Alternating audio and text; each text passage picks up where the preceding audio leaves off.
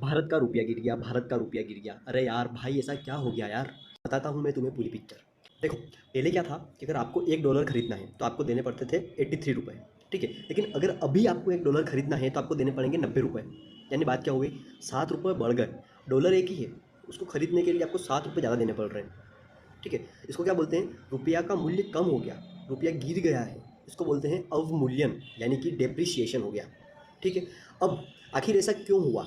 देखो, पहला कारण, भारत में डॉलर आना कम हुआ और उल्टा जो बड़ी बड़ी कंपनियां हैं, फॉरेन पोर्टफोलियो इन्वेस्टर हैं, वो और उल्टा पैसा निकाल रहे हैं। यानी कि 2025 में अभी तक 1.48 लाख करोड़ रुपए जो है उन्होंने निकाल लिए हैं। इससे क्या हुआ, डॉलर की मांग बढ़ी, डॉलर निकाल निकाल के ले जा रहे हैं। अब डॉलर पहले ही कम है और निकाल निकाल के ले जा रहे हैं, तो क्या हुआ, पैसा कमज़ोर होगा ही सही। पैसा क्या हुआ, कमज़ोर हुआ। अब ये ऐसा क्यों हो रहा है? क्योंकि विदेशी जो निवेशक हैं उनका भरोसा कम हो रहा है। शेयर बाजार में इतनी वैल्यूएशन बढ़ गई है कंपनियों की और इतना प्रॉफिट तो हो नहीं रहा है। दूसरा कारण, अपना व्यापार घाटा बहुत रिकॉर्ड स्तर पे है। यानी कि भारत कुछ सामान खरीदता है और कुछ बेचता है, तो अपन विदेशों से सामान खरीदते ज़्यादा है, बेच कम रहे। सोना देखो, लोग खरीदते ही जा रहे हैं, सोना खरीदते ही जा रहे हैं। अब सोना कहाँ से आ रहा है? अब पेड़ पे तो लग नहीं रहा, विदेशों से आ रहा है। तो विदेशों से आ रहा है मतलब क्या, उन्हें डॉलर देने पड़ रहे हैं। अब अपन डॉलर देंगे, डॉलर पहले ही कम है अपने पास, देंगे, रुपया कम होगा ही सही। 2025 में भारत का ट्रेड डेफिसिट $41.7 बिलियन था। अब देख लो यार तुम।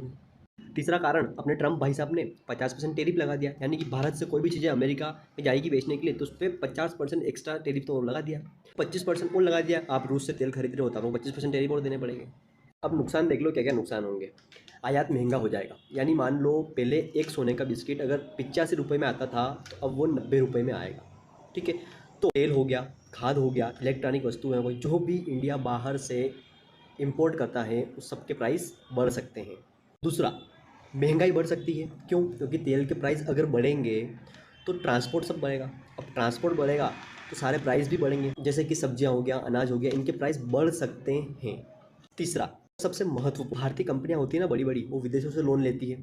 अब लोन तो डॉलर में लिए, मान लो कि एक कंपनी ने लोन लिया $1 का, ठीक है। यानी उसको कितने रुपए देने थे, पहले 85 रुपये देने थे, लेकिन अब अगर उसको $1 देना है तो 90 रुपये देने पड़ेंगे।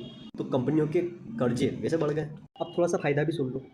भारत के लोग विदेशों में जाते हैं जॉब करने के लिए और वहाँ से उनकी परिवार को भारत में पैसे भेजते हैं। यानी भारत दुनिया में सबसे बड़ा रेमिटेंस रिसीव करता है। तो अब पहले वो भेजते थे उनको $1, तो उनको कितने मिलते थे, 85 रुपये मिलते थे। अब कितने रुपये मिलेंगे, 90 रुपये मिलेंगे। तो भारत के लोगों को फ़ायदा होगा। दूसरा फ़ायदा, भारत के जो एक्सपोर्ट करता है उन्हें फ़ायदा मिल सकता है, क्योंकि एक्सपोर्ट करके जो सामान वो बेचेंगे, तो पहले मान लो उन्होंने कुछ सामान बेचा है $1 में, तो उनको यहाँ पे कितने 85 रुपये मिलते थे, लेकिन अब कितने मिलेंगे उनको, 90 रुपये मिलेंगे। तो ये भी फ़ायदा हो सकता है। तो ये था आज का ज्ञान भाई साहब।